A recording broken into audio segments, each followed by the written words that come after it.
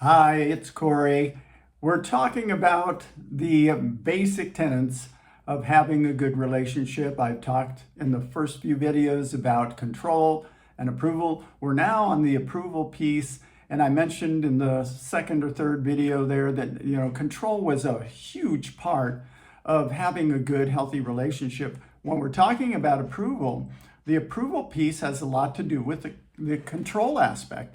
When I mentioned before that when people who we have a good relationship, let's say, withdraw their approval of us for whatever reason it happens to be, it puts us into a state of having to seek their approval, and to the point of desperation, really.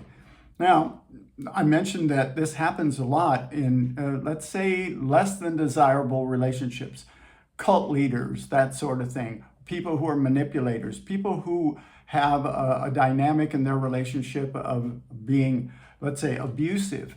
That abuse, something that people don't know much about, is that when a person is abused, that's a form of disapproval.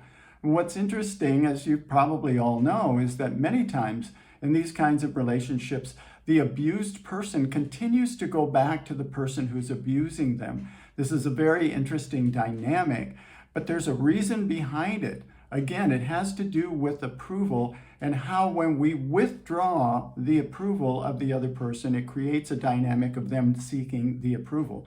Now, the reason why this figures into having a good, healthy relationship with yourself, number one, is that if you enter into a relationship where you have someone who does have this kind of manipulation kind of consciousness, you're so in tune with who you are that you don't fall victim to that kind of consciousness where somebody will literally create a dynamic that is not real at all.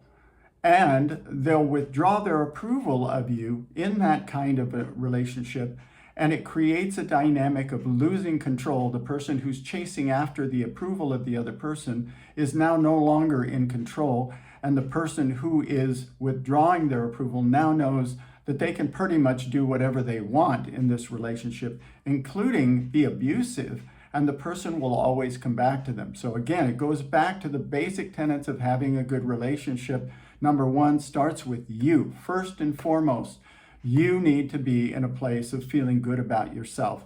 That way, if a person is not balanced or has some aspect of their personality that is about manipulating and controlling, you don't fall victim to that. You're able to actually see the situation for what it is, and you don't allow yourself to be manipulated and controlled by somebody, let's say, who has less than desirable good intentions.